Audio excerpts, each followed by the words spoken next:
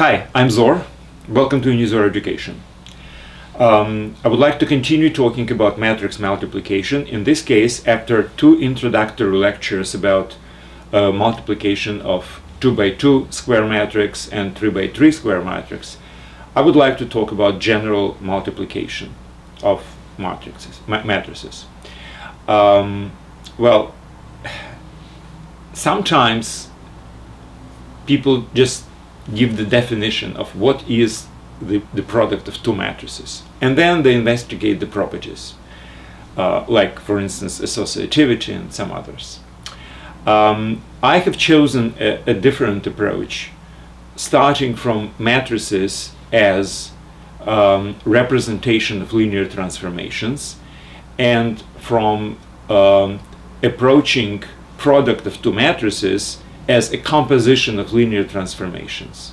So basically my most important goal was to define something like this. So if I apply matrix A to a vector, and then I will apply another linear transformation reflected by the matrix B by the result of the first one, then matrix product is defined as a transformation matrix which does with the vector B exactly the same thing as the composition. I think this is a much more natural approach, and from seeking this type of relationship, I have defined the product at certain using certain rule, basically. It seems to me it's more natural, but now whatever the formula I have derived by basically trying to fulfill this particular requirement in some small cases like 2 by 2 and 3 by 3, now I will just use the same formula as a definition, because now it seems to be much more natural to accept this as a definition of the product of two matrices, rather than just start from this definition without any explanation, without any foundation, etc. So now let me get back to the formula which I was basically talking about. So if my matrix A is having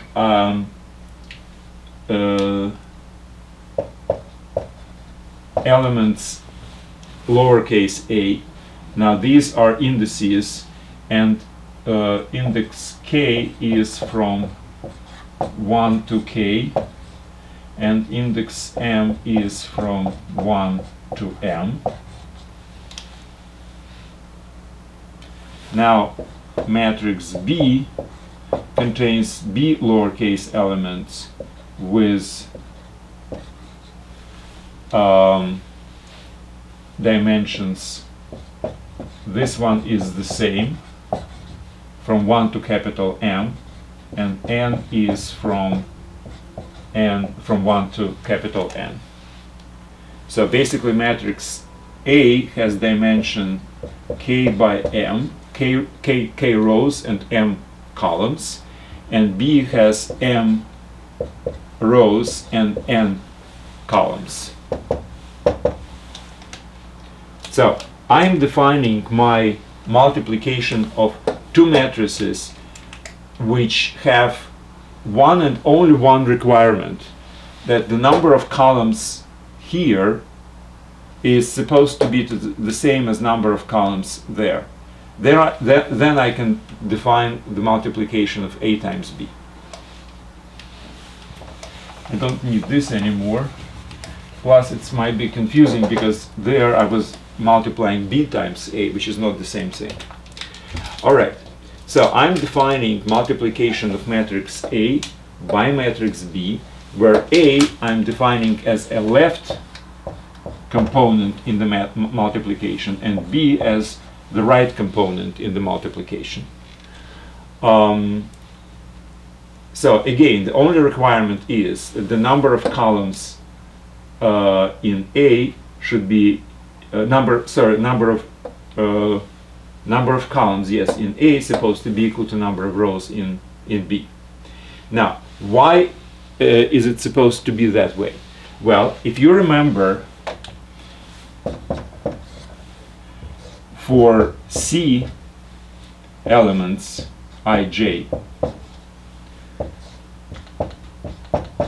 I had the formula i's row from the matrix, from the left matrix,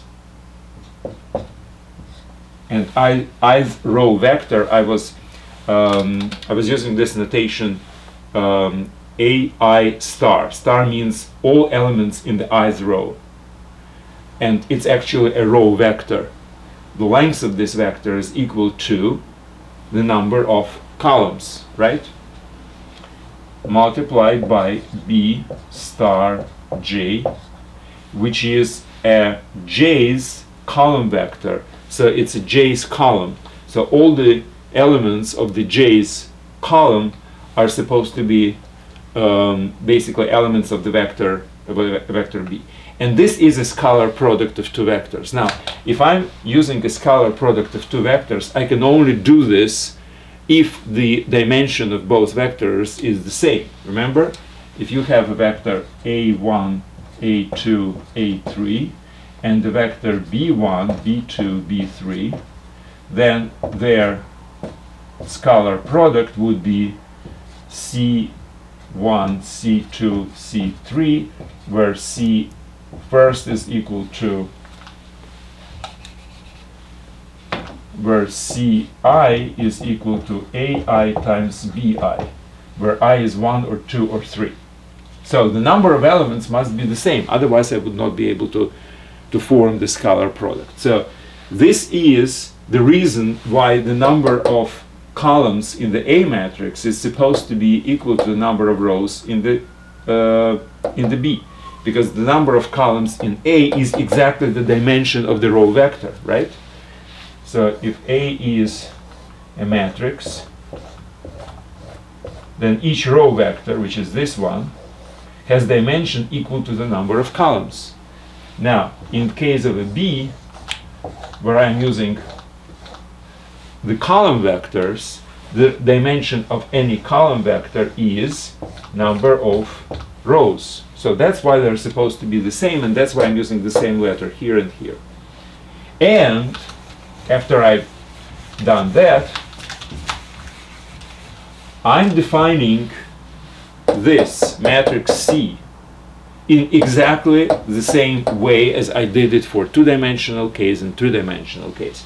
And the only thing which I have to say is that I should change from 1 to k, and j should change from 1 to n. So, since the number of row vectors, which is number of different ai stars, is equal to the number of rows in the matrix A, so the first index I must be within this interval, number of rows in the A matrix. And since the number of different B star j's, and B star j is j's column, so the number of different columns is basically the number of columns in the B, which is n. So that's why I have it here. So that's why C has a dimension k times m. So you multiply k times m dimension, k rows, m columns. You multiply it by a matrix with m rows and n columns, and m is in the middle and it's equal, and k and n are on both sides, and these will be the dimensions of the result. So this is basically a definition. So the definition of the product is a new matrix which has dimensions k by n, and each element of this matrix is calculated according to this formula. So I'm just using exactly the same formula, exactly the same expressions which I was using in two particular cases before, 2 by 2 matrices and 3 by 3 matrices, and I'm just generalizing it for everything. Okay, now using this type of a definition, I can view certain things which I was doing before from the viewpoint presented in this matrix multiplication. I can view many different things as a particular cases of matrix multiplication. For instance,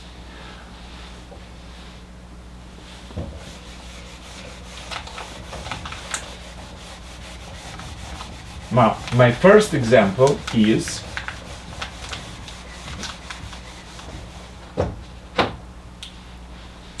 a scalar. Now, scalar is just a number, right? Now, any number, let's say A, any number I can actually consider as a matrix with one and only one element. It's 1 by 1 matrix, 1 row, 1 column. Well, nothing prevents me from this, right? Now, according to my definition of the matrix multiplication, I can only multiply this by something which has dimension 1 times n, right? So my number of rows, which is number of columns, which is 1, should be equal to number of rows, which is also 1. Now, but this is not really fixed, which means, what is this? Well, let's take a look at this. 1 times n means 1 row and n columns, right? So it's like 1, a1, a2, etc., an. Now, what is it? Well, this is a vector. So any vector I can consider to be a matrix of the dimension of 1 row and n columns, where n is a dimension of the vector. And what's interesting is, what if I multiply this matrix by this matrix?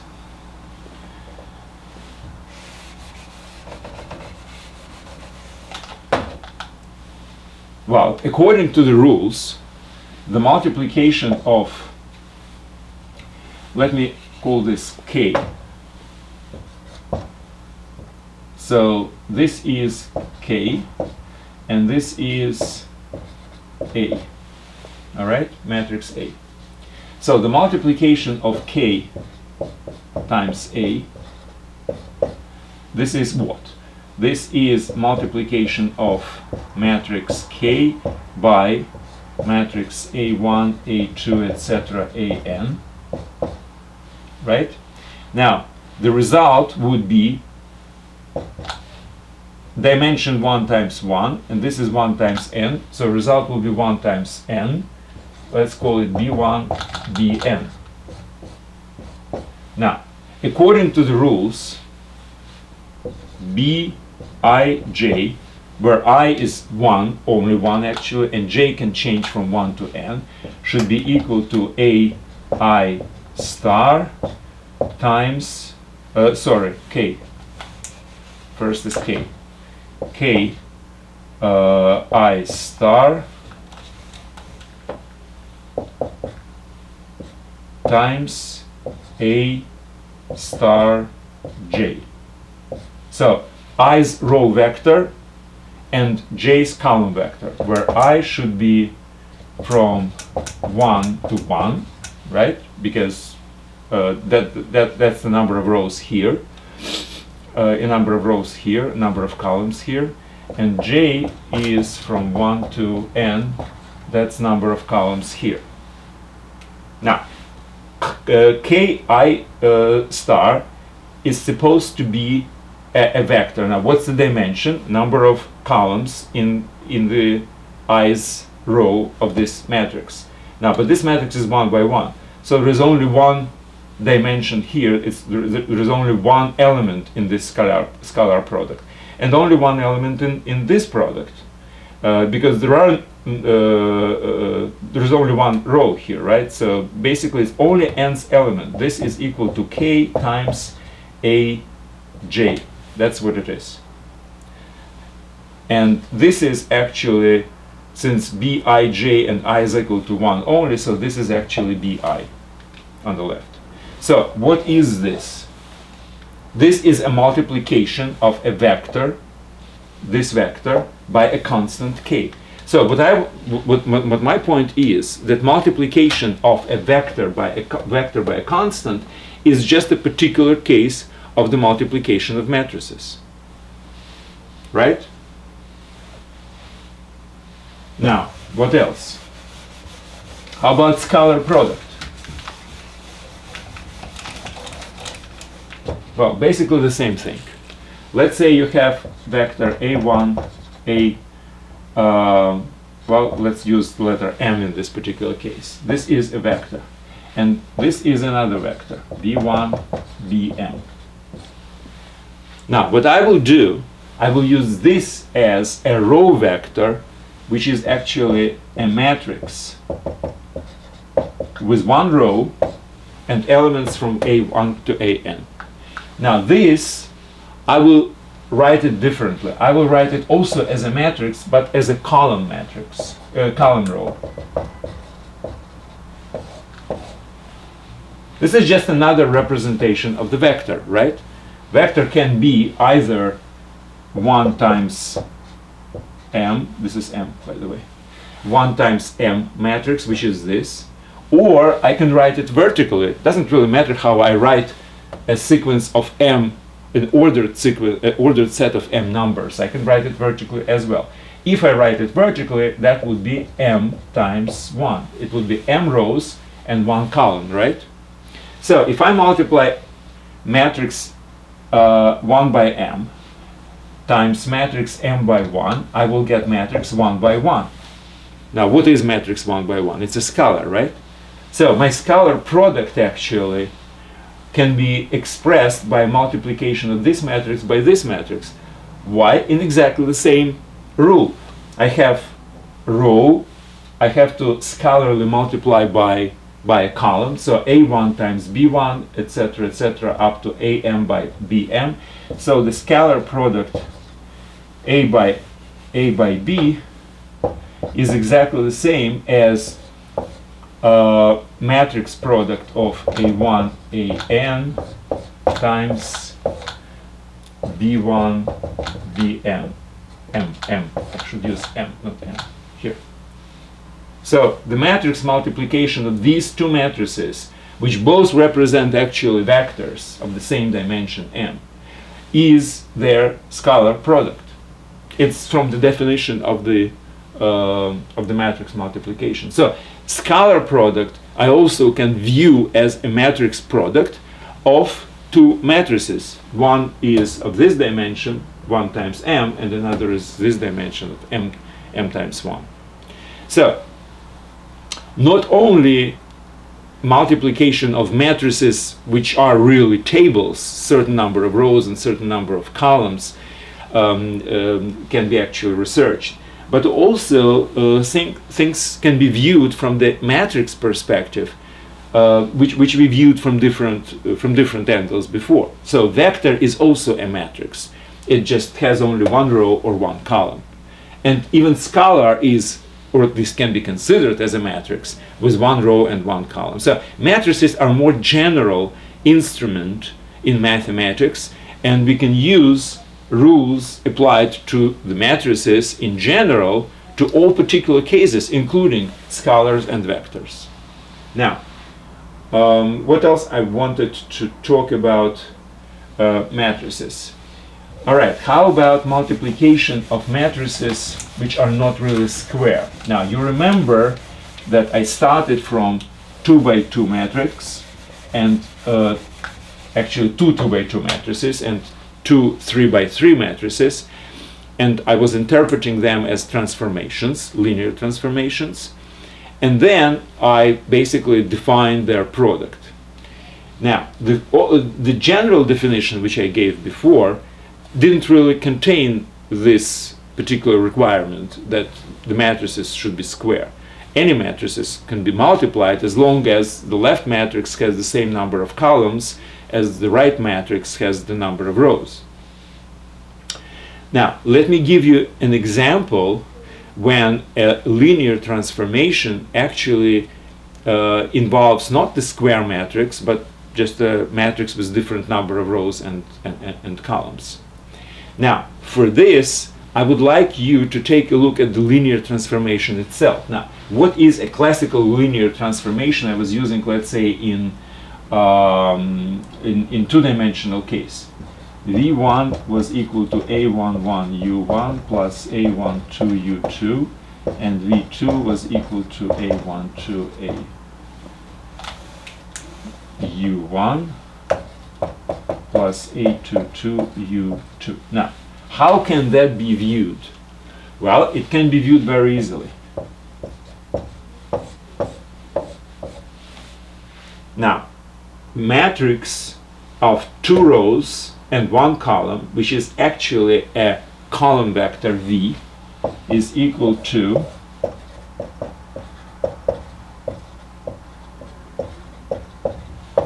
a matrix multiplication by the matrix of its coefficients, the matrix of transformation, as we see, by a vector U1, U2,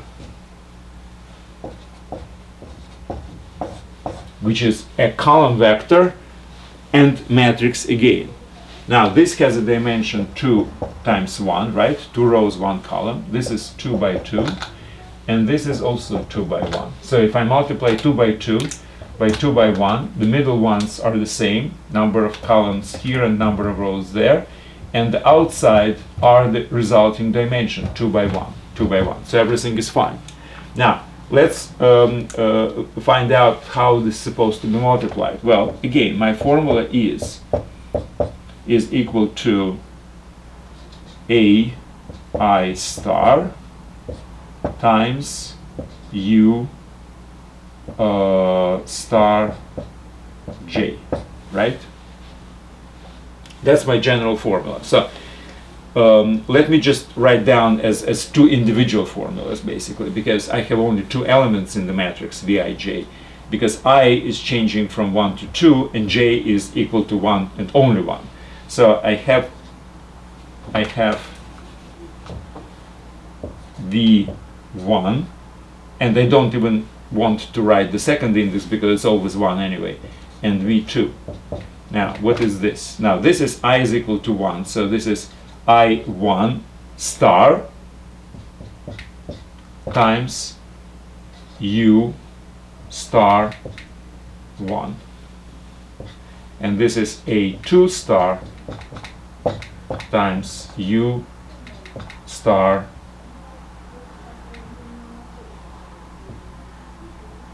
1.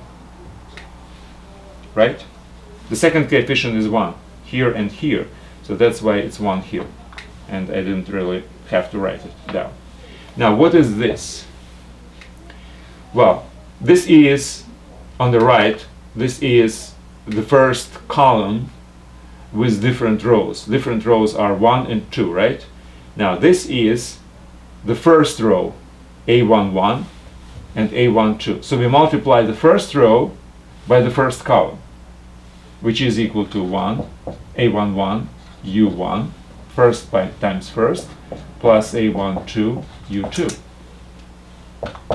In this case, we are multiplying the second row by the first column and only. So the second row is this, the first and only is this, and scalar multiplication are first times first and second times second. So we have our equations, right? So this is a matrix representation of this particular system of 2 equations, or transformation. So linear transformation from U to V is actually a multiplication by a matrix. But now I was talking about multiplication by matrices which are not really square. In this case, it's a square. With 2-dimensional U, we transform into 2-dimensional V. Well, can there be any transformations which are not square? Well, yes, but let's just make a very interesting example. And again, example is very real, and that's why I think I like it. I mean, I can obviously have some very abstract example, something like I will take the matrix 1, 2, 3, 4, 5, 6, which is 2 times 3, and multiply it by matrix 7, 8, 9, 10, 11, 12, which is 3 by 2, so 2 by 3 times 3 by 2. The middle ones are the same, and the outer ones would be a dimension of new matrix. So it would be something like A, B, C, D, and I can calculate A, B, and C, and D just using the formula. Like A, for instance, which is an element of first row and first column. So it's first row and first column. 1 times 7, which is 7, plus 2 times 9 is 18, so it's 25, plus 33, 50, whatever, 8. So A is equal to 58. I mean, I can do these manipulations, but that's not interesting because they don't really have any more substantial things behind them. What I'm going to do, just as an example of the linear transformation, which is reflected in a non-square matrix, is the following. Let's have the matrix this.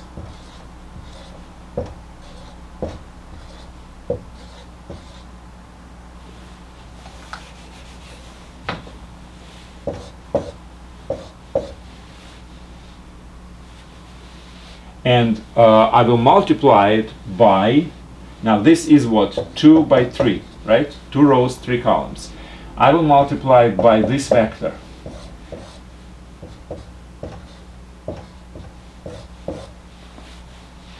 What will I have? Well, in theory, from now these number of columns here is equal to number of rows, but number of rows here and number of columns there would be a dimension of the vector which I will receive. So I will receive a two-dimensional vector. Right? Let's put it AB. Two-dimensional column vector, by the way. It's 2 rows and 1 column. Now what is A?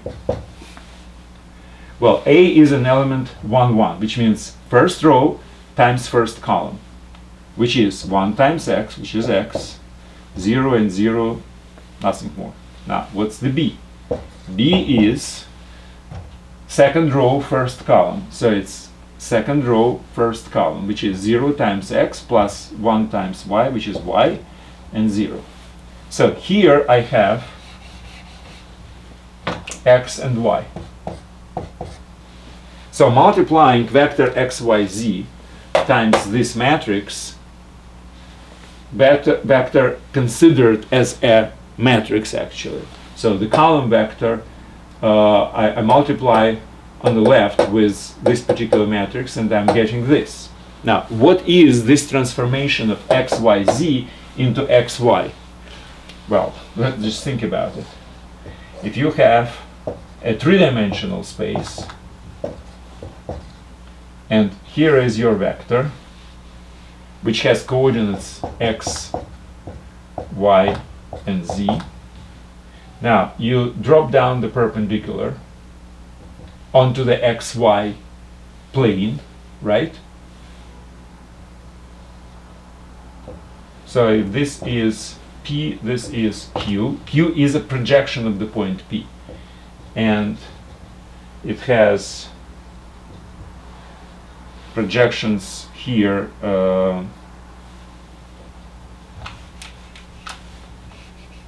I prefer Z to have on the top in this case.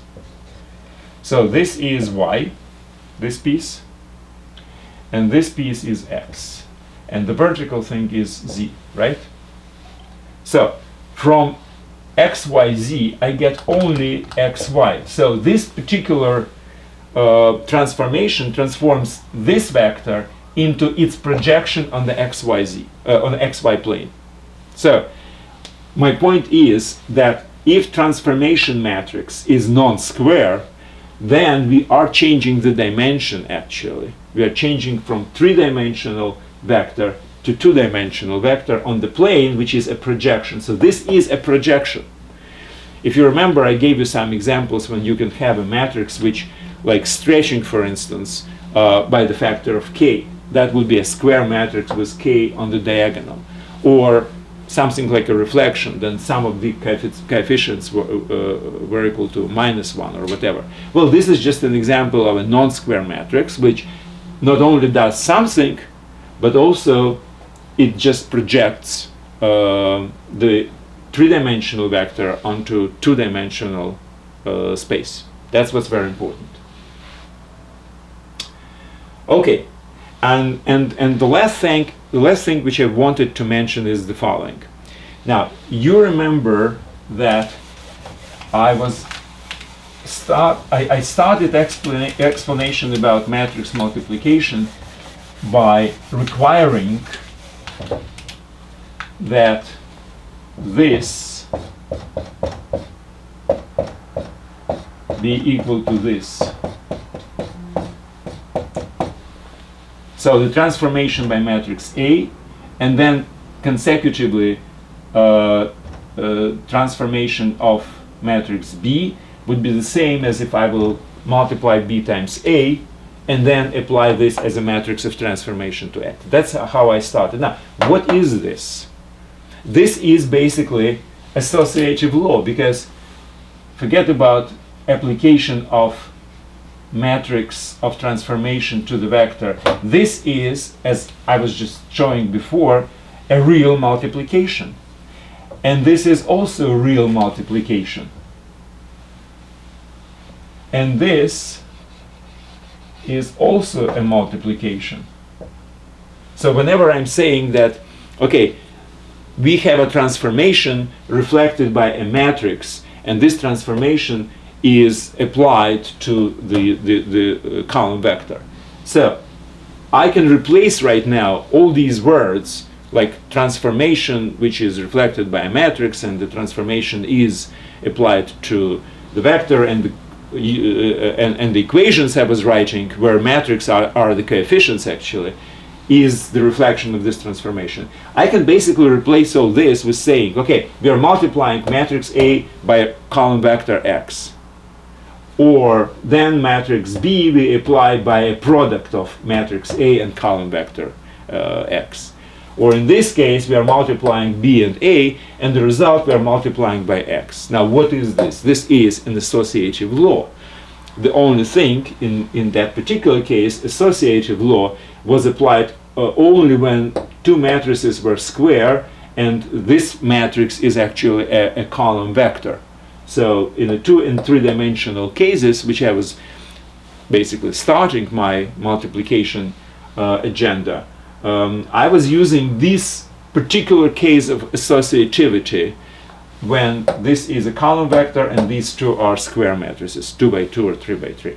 But in general, the definition which I was just making before, the definition of the product of any two matrices, is associative. And this is one of the properties which I am going to discuss in the next lecture. So that's how I'm preparing for the next lecture, actually. So that's it for today.